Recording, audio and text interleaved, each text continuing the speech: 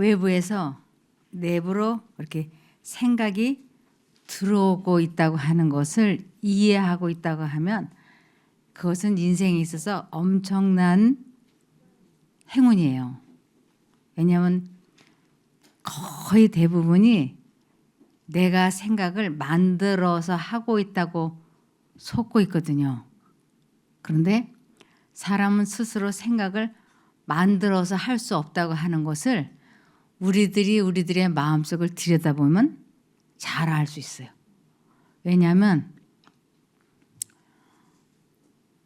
나는 이런 생각 하고 싶지 않은데 왜 이런 생각이 자꾸 들어올까? 우리 그러죠. 나도 그런 생각이 들더라. 그러잖아요. 아니 난 이런 생각 안 하고 싶은데 이런 생각만 하면 싫던데 나 이런 생각 안 하고 싶은데 왜 자꾸 이런 생각이 들지? 그러잖아요. 그러면서도 이 생각을 안 하고 싶은데 안 할 수가 없어요. 사람의 힘으로는. 그래서 이건 사단이 주고 있다고 하는 것을 사람들이 몰랐던 거예요. 그래서 사람은 스스로 내가 생각을 만들어서 할 수 없다고 하는 것을 인지하고 인정을 하고 그러면 이제부터는 이 생각을 통제시키는 훈련을 해야 되겠다. 그것이 곧 생각을 통제시키는 것이 곧 마음을 다스리고 감정을 조절하는 방법이에요. 그래서 아이들이 공부를 잘하고 싶다. 그러면 방법이 있는데 공부를 하려고 할 때 잡념이 들어와서 공부들을 못하는 거예요. 이 지능지수들은 거기에서 거기에 특별히 차이 나는 경우는 드물어요. 근데 이 지능지수가 비슷비슷한데 어디에서 성적의 차이가 나오냐면 집중력에서 차이가 나요. 아주 몰입을 잘하는 아이들은 성적이 잘 나오는데 책상에 앉아있기는 막 5시간, 8시간씩 앉아있는데 성적이 안 나오는 거는 잡념 때문에 그래요. 그래서 이 잡념이 내가 상상하고 공상하고 잡념하는 것이 내가 그러는 게 아니고 그것이 사단이 사람 마음속에 그렇게 넣어주고 있다고 하는 것을 깨닫고 그것을 막아낼 수 있는 좋은 방법이 있는데 그것이 하나님을 선택하는 거예요. 하나님만이 그 사단을 이기실 수 있기 때문에 우리가 하나님을 의지하는 거예요. 그래서 하나님을 믿는다, 하나님을 의지한다 다 같은 말이죠. 그래서 하나님을 의지하면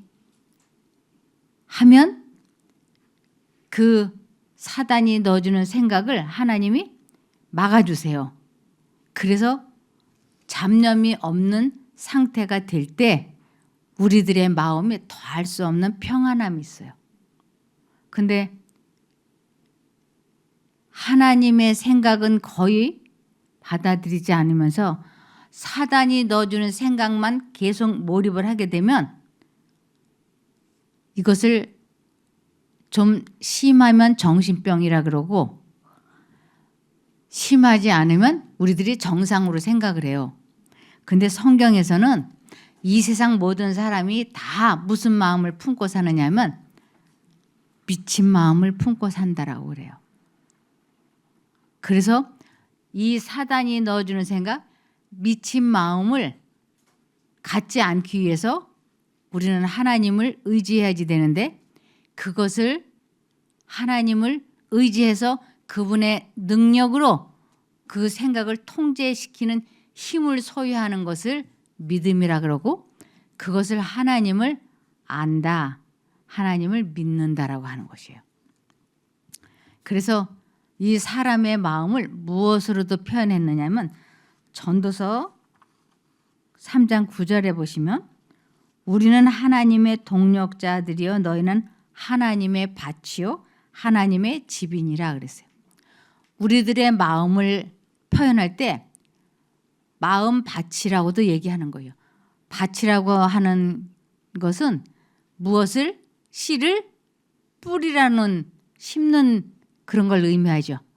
그래서 우리들 마음속에 두 신이 생각을 넣어주고 있는 것을 또 다르게는 두 신이 씨를 뿌린다라고도 얘기를 해요. 씨가 심어지기만 하면 뿌리가 내리고 싹이 나고 이삭이 나고 열매를 맺죠. 그래서 이 마음밭에 씨가 떨어진 것을 내가 내 마음에 심을 것인지 말 것인지를 이제 결정을 해야 되는데, 이 심는다라고 하는 것은 우리가 이렇게 씨를 이렇게 뿌려놓고 내버려 두면 안 되잖아요. 씨는 뿌리고 흙을 이렇게 덮어서 심어야 되잖아요. 그것처럼 하나님과 사단이 우리 마음밭에 씨를 훅 뿌렸어요. 그러면 그 심을 것인지 말 것인지는 내가 선택하는 거예요. 그래서 내가 하나님의 씨를 내 마음에 심던지 사단이 뿌린 씨앗을 심던지 양자택일을 해야 되는 것이에요. 그래서 이 심는다라고 하는 것은 그 씨를 내가 선택하는 거예요. 확실하게. 그것을 심었다라고 얘기를 해요. 이제 좀 여기 보면 오늘도 인간의 마음밭에 씨를 뿌리는 그리스도 그랬어요. 이 씨를 뿌린다는 것은 생각을 주입시키는 것을 이렇게도 설명을 하고 있는 것이에요. 그러니까 같은 의미예요. 씨를 뿌린다, 생각을 넣어준다, 같은 의미예요. 그리스도께서는 씨 뿌리는 비유로 천국에 대한 것을 설명하시는 동시에 크신 농부로서의 행하시는 그 백성을 위한 역사에 관해서도 말씀하셨다. 그는 밭에서 씨 뿌리는 자처럼 하늘의 진리의 씨를 뿌리기 위하여 이 세상에 오셨다. 그러셨어요. 그러면서 그리스도인의 생애는 옛 것을 변경하고 개량하는 것이 아니라 본성을 변화시키는 것이다. 그냥 술 마시는 것, 술 한 번 안 마시고 담배 피우는 것, 담배 끊고 이런 정도가 아니라 그리스도인의 생애는 아예 본성 자체가 바뀌는 거예요. 이러니까 이것은 굉장한 일인 거예요. 어떻게 본성이 바뀌는가? 이 본성이 바뀌는 것을 거듭난다라고 얘기를 해요. 베드로전서 계속해서 읽어보시면 그리스도인의 생애는 옛 것을 변경하고 개량하는 것이 아니라 조금씩 바꾸는 게 아니라 본성을 변화시키는 것이다.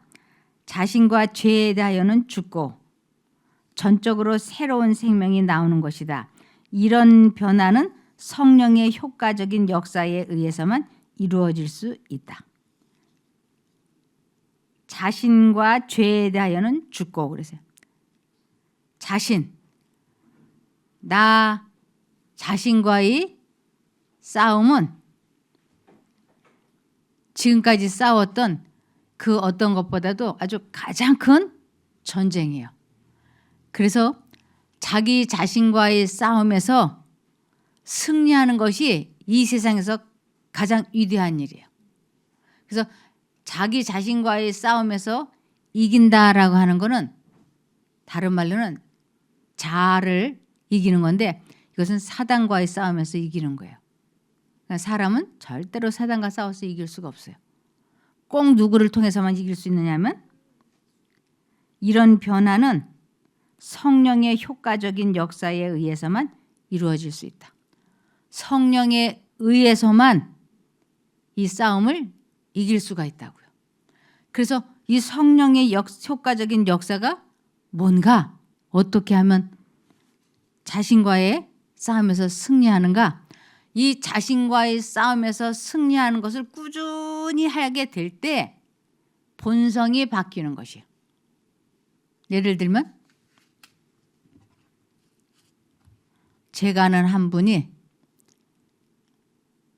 밥 먹다가 아이들이나 자기 아내나 이렇게 밥 먹다가 좀 기분 나쁜 일이 있으면 갑자기 자리에서 뻘떡 일어나 가지고 발로 밥상을 탁 차는 거예요.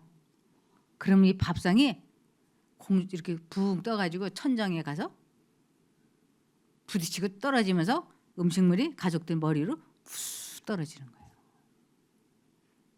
걸핏하면 이러는 거예요. 그런데 이분이 이제 아이들 어렸을 적에는 아이들이 좀 신경이 덜 거슬렸는데 이제는 아이들이 큰 거예요. 그러니까 아이들이 큰 데서 이렇게 하니까 아들들이 아빠 지금 뭐 하시는 거예요? 그러면서 이렇게 힘과 힘으로 아버지하고 이제 맞서려고 하는 거예요. 아빠 지금 뭐 하시는 거야? 그러면서 아버지가 일어나면 아들들도 같이 일어나는 거예요. 그래서 아버지가 발로 이 밥상을 걷어 차려고 하면 이 두 아들이 덤벼들어서 아버지를 제압하는 거예요. 그러니까 이 아버지가 너무 이게 수치스러운 거예요. 두 아들에게, 이렇게 중고등학교 다니는 두 아들에게 이렇게 제압을 당하고 꼼짝 못하는 게 수치스러워서 이젠 정말 안 그러려고 그러는데 이게 순간적으로 욱하면 그게 나오려고 그러는 거예요. 이것을 어떻게 하면 고칠 수가 있을까요? 어떻게 하면 이런 악습이잖아요. 이건 아주 좋지 않은 악습이에요. 근데 우리 모두에게는 다 밥상만 뒤집어 엎지 않았다 뿐이지 어떤 사람은 들고 있던 것을 벽에 던지는 사람도 있을 거고 어떤 사람은 입으로 욕하는 사람도 있을 거고 어떤 사람은 막 음식을 폭식을 해가지고 살이 찌는 사람도 있을 것이고 뭐 자기 나름대로의 뭔 약점들이 다 있을 거예요. 아니면 소리를 막 아글아글 쓴다든지.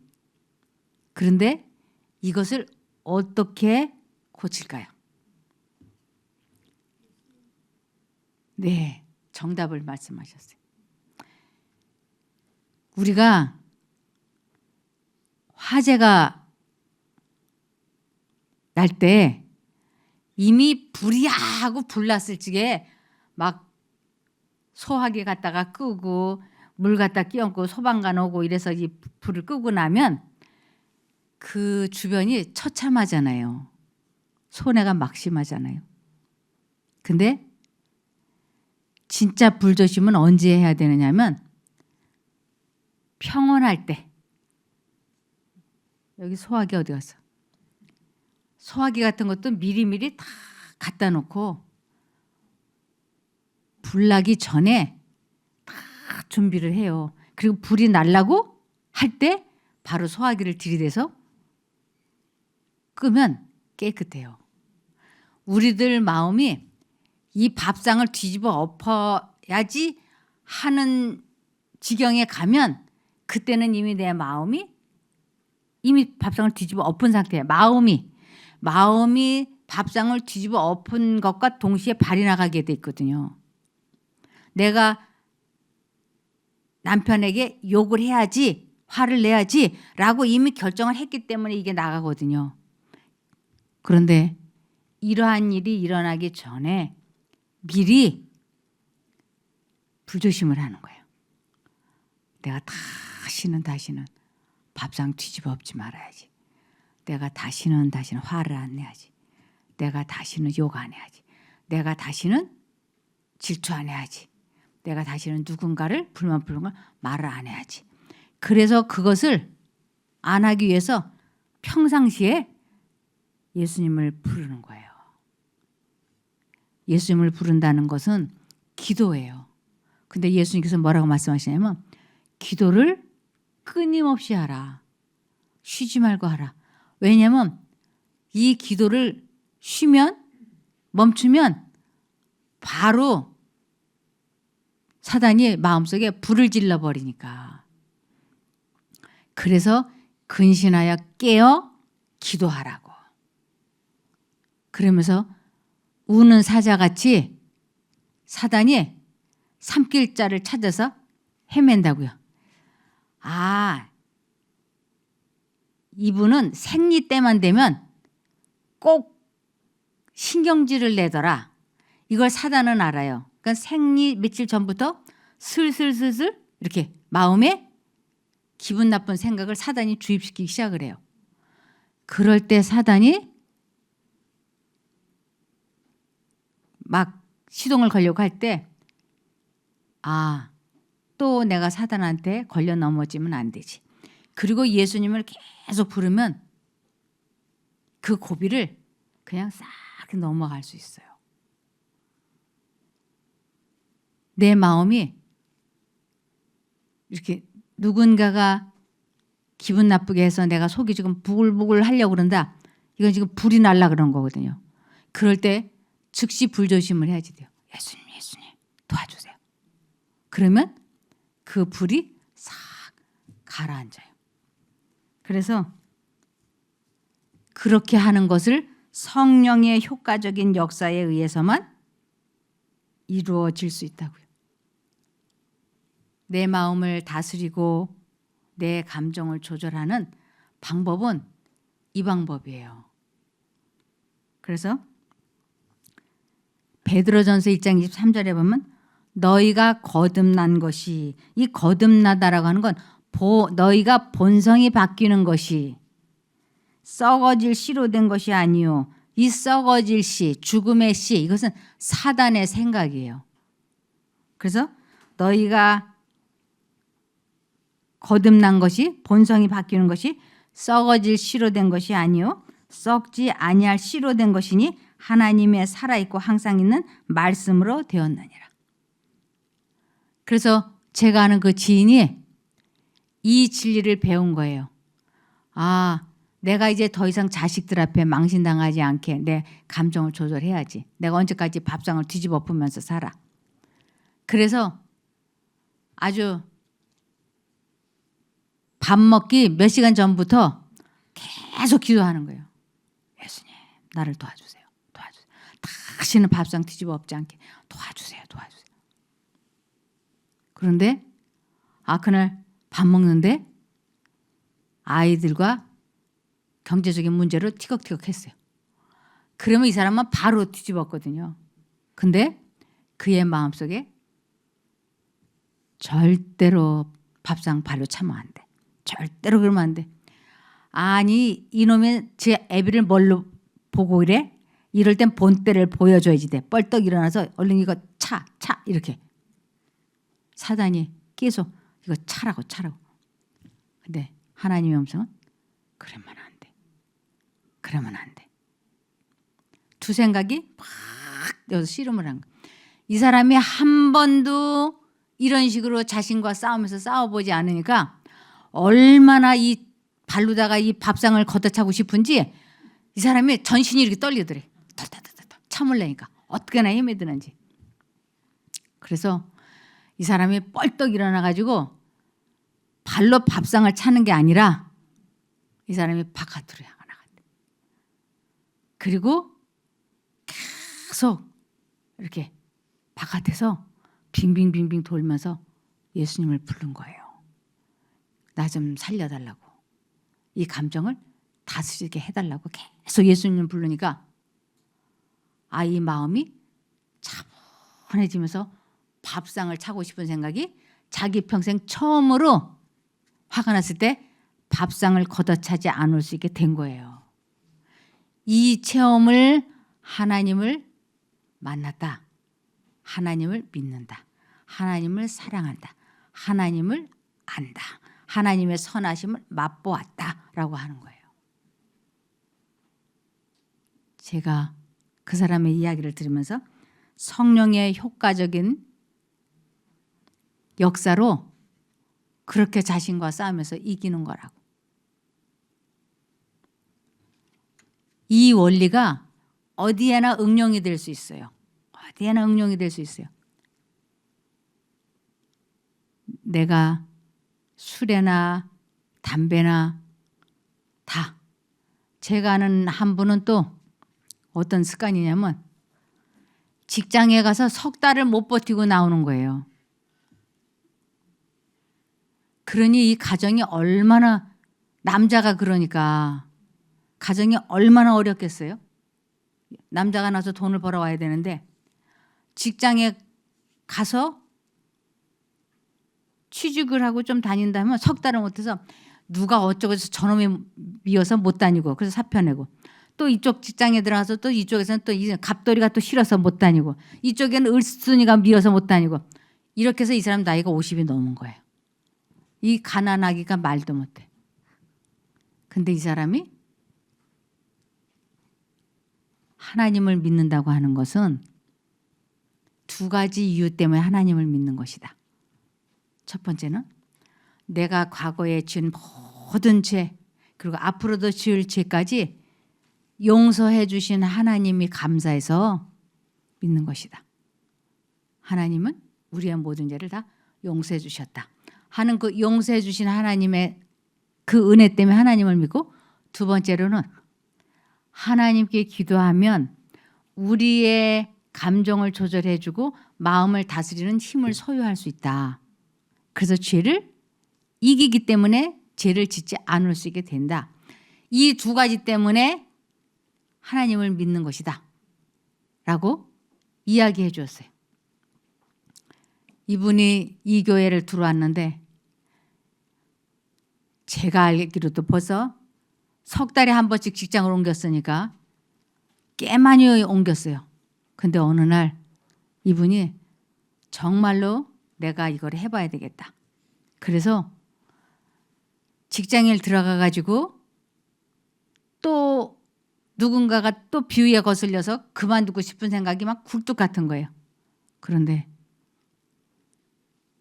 이 생각은 사단이 주는 것이지 내가 만들어서 하는 생각이 아니다. 저 사람이 나에게 잘못해서 그 사람이 미운 게 아니라 사단이 그 사람에 대한 나쁜 생각을 나에게 넣어줘서 그 사람이 미운 것이지 그 사람이 잘못한 게 아니다. 그 사람이 서로 잘못했다 할지라도 나는 그를 이해하고 이 직장을 계속 다녀야 되겠다. 그렇게 뜻을 정하고 이 사람이 계속 하나님을 불렀어요. 계속. 그러면서 그 감정이 싹 가라앉았어요. 그렇게 해서 이 사람이 석 달을 가까스로 넘겼어요. 그래서 넉 달 만에 그만뒀어. 넉 달째 못 이겨가지고. 근데 이 사람이 아마 이렇게 들어가기 쉬운 무슨 기술이 있나 봐요. 넉 달째 나왔는데 또 들어갔어요. 이 사람이 또 석 달째 되니까 또 그 증상이 나타난 거예요. 근데 내가 전번에는 그래도 4개월은 버텼는데 올해 이번에도 또 해봐야지. 그리고 아주 집에서 부인도 아주 간절히 기도를 하고 저도 간절히 기도를 하고 자기도 기도를 하고, 그래서 이번엔 5개월 만에 그만뒀어요. 근데 또 들어갔어. 그것이 올 초봄인 것 같아요. 근데 아직까지 다니고 있어.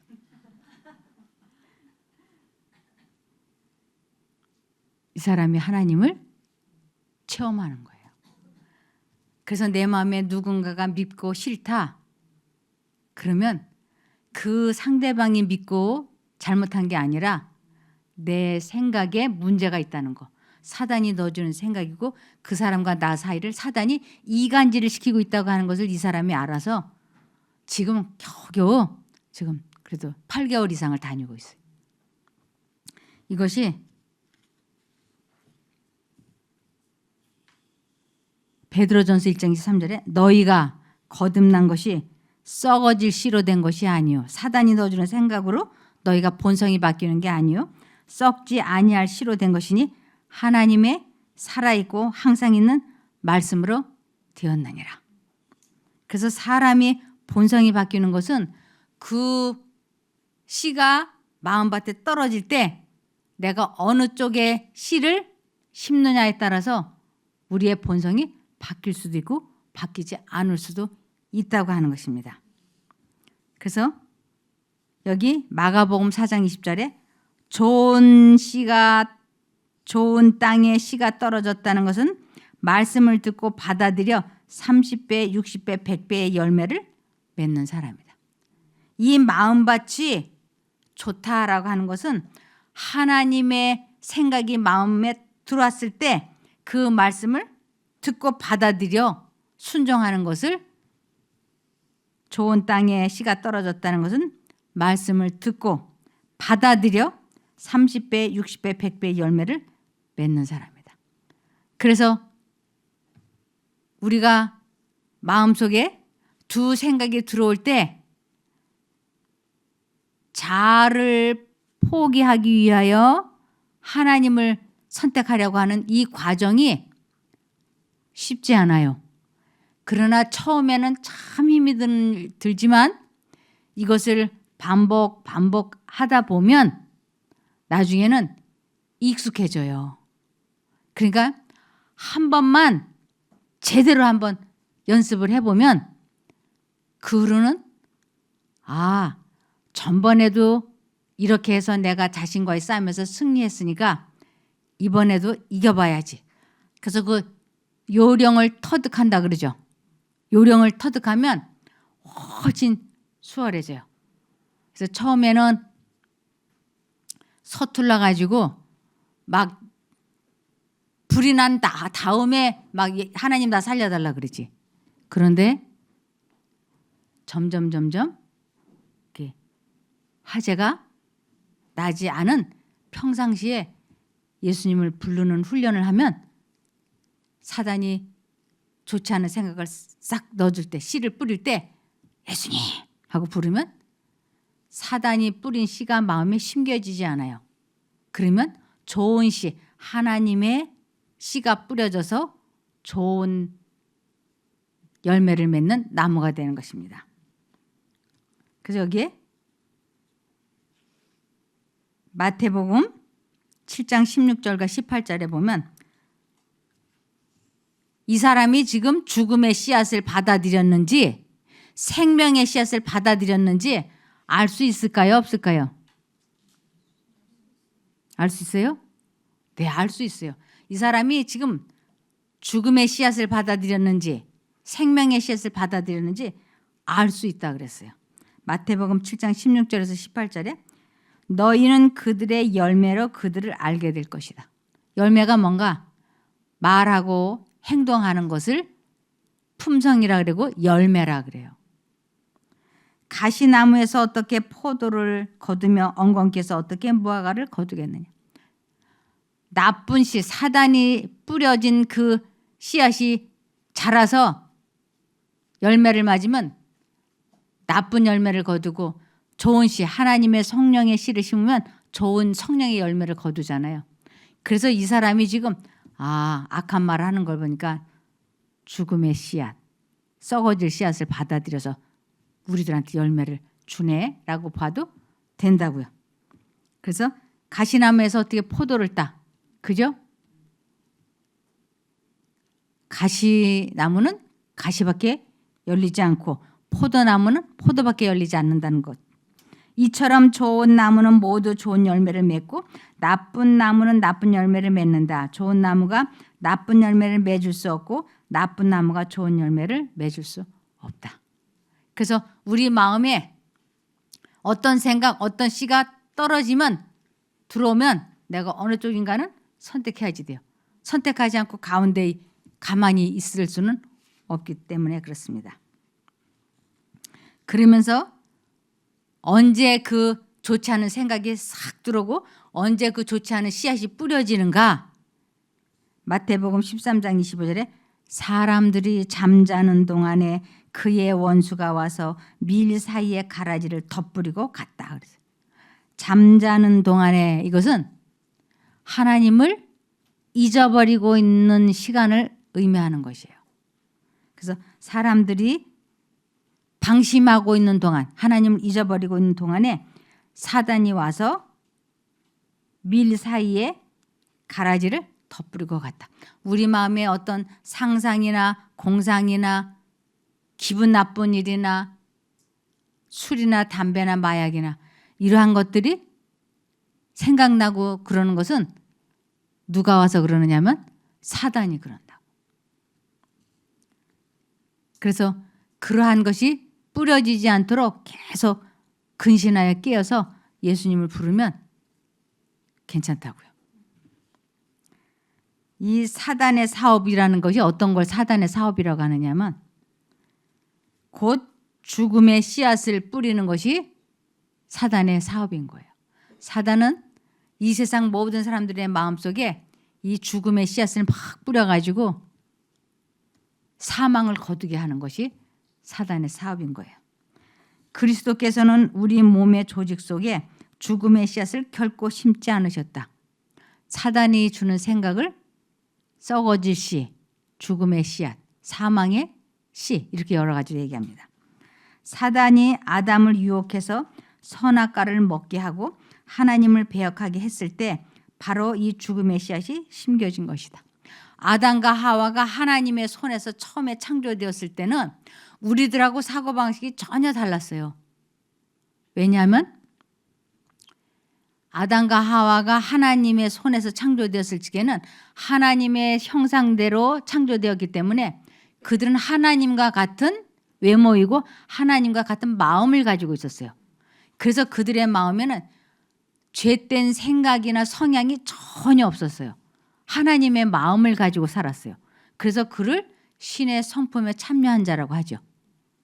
그런데 여기에 사단이 아담을 유혹해서 선악과를 먹게 하고 하나님을 배반하게 했을 때 바로 이 죽음의 씨앗이 심겨진 것이다. 아담과 하와가 죄를 짓자마자 바로 사단이 넣어주는 생각이 사람들에게 들어오는 길이 열려버린 것이에요. 그래서 아담과 하와가 죄를 짓고 난 이후부터는 우리들하고 사고방식이 똑같아졌어요.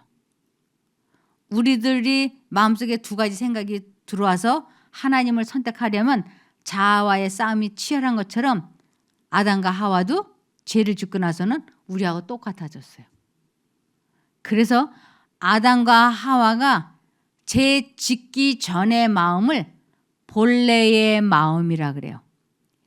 그 아담과 하와의 본래의 마음은 신의 성품이었어요. 그래서 하나님과 직접 교통할 수 있는 그런 사람이죠. 그런데 그가 죄를 범하고 난 후로 그 본래의 마음을 잃어버렸기 때문에 그 본래의 마음이 없어졌기 때문에 그 마음에 사단의 생각이 계속해서 들어오고 그리고 우리처럼 사단이 사람의 마음속에 잡념, 이기심, 질투, 온갖 상상, 분노, 감정을 사단이 사람 마음속에 넣어주는 것이었어요. 그것을 막아낼 수 있는 유일한 방법은 매 순간 하나님을 부르는 거예요.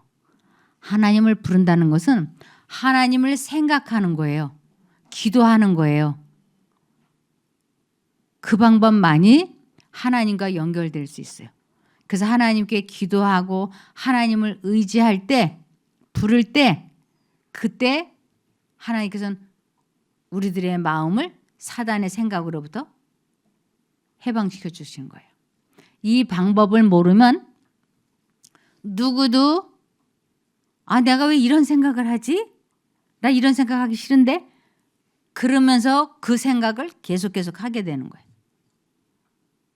예수님은 이것을 아셨기 때문에 남자가 여자를 보고 음욕을 품는 자마다 이미 간음했느니라. 사단이 어떤 생각을 넣어주면 그것을 거절하는 것을 모르기 때문에 그냥 사단이 결국은 가르쳐주는 대로 하게 되는 거예요. 근데 이제 우리는 이 방법을 알았잖아요.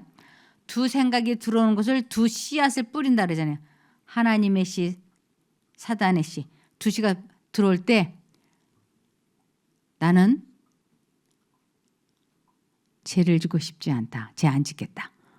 라고 할 때 사단이 넣어주는 생각을 거절하는 것을 마귀를 대적한다라고 그래요. 그리고 마귀를 대적한다는 것은 곧 그의 생각을 넣어주는 생각을 그의 씨앗을 버려버리는 것이에요. 이것을 자아를 포기했다. 자기 부정했다. 자기를 희생했다. 하나님께 자아 굴복을 했다. 이런 식으로 설명을 해요. 그래서 내가 이 생각을 받아들이지 않겠다고 확실하게 뜻을 정하기 위하여 계속 하나님을 부르면서 뜻을 정하고 딱 하나님을 부르면 하나님의 성령의 역사에 의해서 감정이 착 다스려지는 거예요. 이것을 날마다 매 순간마다 하는 것을 사도 바울이 나는 날마다 죽노라 그랬어요. 자아 포기하는 것을 나는 날마다 죽노라. 그래서 잠언 4장 23절에 그 무엇보다도 내 마음을 지켜라. 마음은 생명의 근원이기 때문이다. 그래서 이 마음을 지키는 방법을 확실하게 배웠으면 이제는 실천하고 체험을 해봐야지 돼요. 사람에게 있는 큰 위험은 자기 기만에 사로잡히고 자기 만족에 빠져서 그의 힘의 근원이 되는 하나님께로부터 분리되는 것이다. 사람들이 제일 위험한 게 뭐냐? 내 생각이 옳다. 내 생각이 맞다라고 자기 만족에 빠져 있으면 하나님을 필요로 하지 않아요. 그래서 내가 율법을 지켜야지 돼. 내가 참아야 돼. 내가 담배를 끊어야지 돼. 내가 중독을 해결해야 돼. 이렇게 내가 이것이 가장 큰 위험이라고요. 그래서 그의 힘의 근원이 되는 하나님께로부터 분리되는 것이다. 우리의 천성적인 기질들은 본성이에요. 천성적인 기질들은 하나님의 성령으로 교정되지 않는 한, 교정되다 이것은 하나님의 성령으로 바꿔지지 않는 한 그 자체 속에 도덕적인 죽음의 씨앗을 간직한다. 우리들의 생각을 성령에 의하여 없애버리지 않는 한 우리 마음속에는 도덕적인 죽음의 씨앗을 간직한다는데 이 도덕적인 죽음의 씨앗이 뭔가? 우리가 하나님과 생명적인 관계를 맺지 않으면 이 도덕적인 죽음은 이기주의와 방종의 부정한 영향과 자기 본의의 마음과 죄에 대한 유혹이라고 말씀하고 있어요. 자기 본의의 마음, 내 생각이 맞다, 옳다라고 하는 것을 자기 본의의 마음이라 그래요.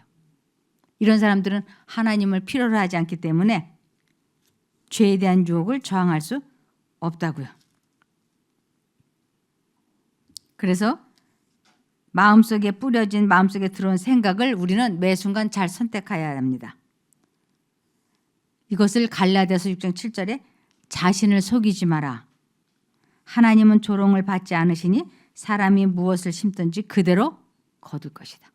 사람은 자기가 선택한 대로 살게 되고 그 결과를 본인이 거둘 것이다. 이런 뜻이에요.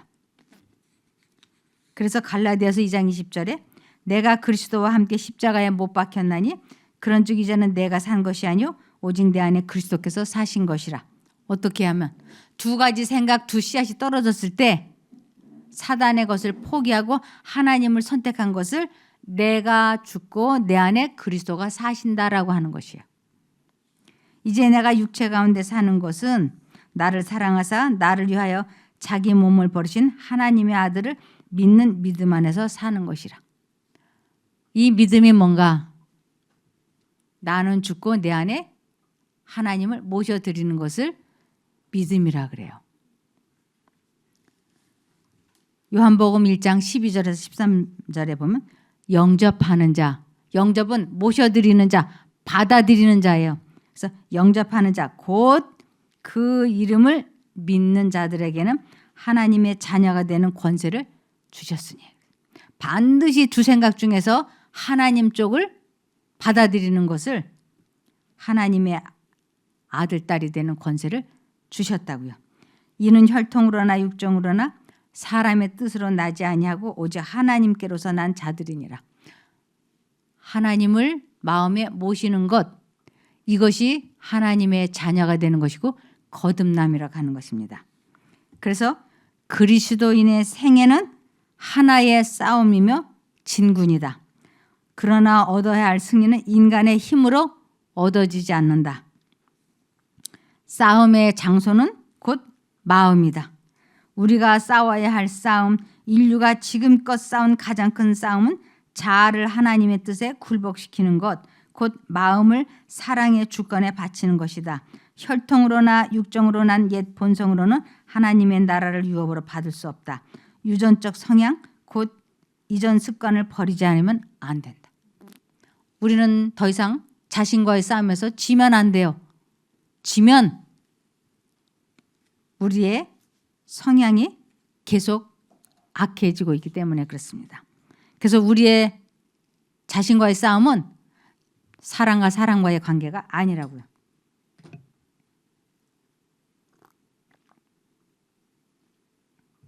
에베소서 6장 12절에 우리의 씨름은 우리의 싸움은 혈과 육, 사람을 상대하는 것이 아니요 통치자들과 권세들과 이 어둠의 세상 주관자들과 하늘에 있는 악의 영들을 상대함이라.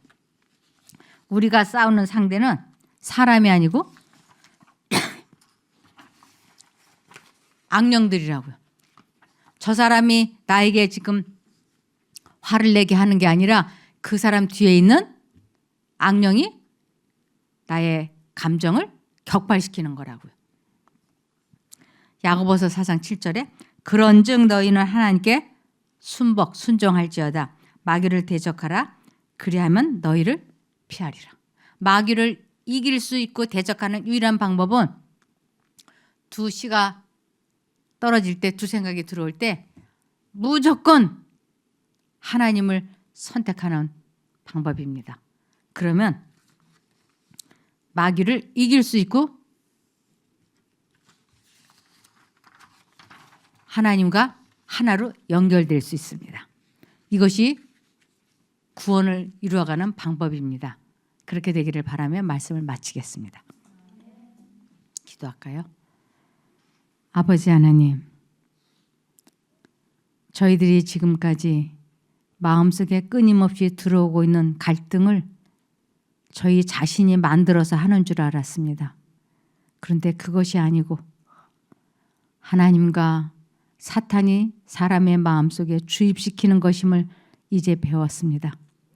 그러니 다시는 사단의 생각을 선택하지 않기로 뜻을 정하고 하나님의 이름을 부를 때 우리를 그 감정과 생각에서 건져주시옵소서.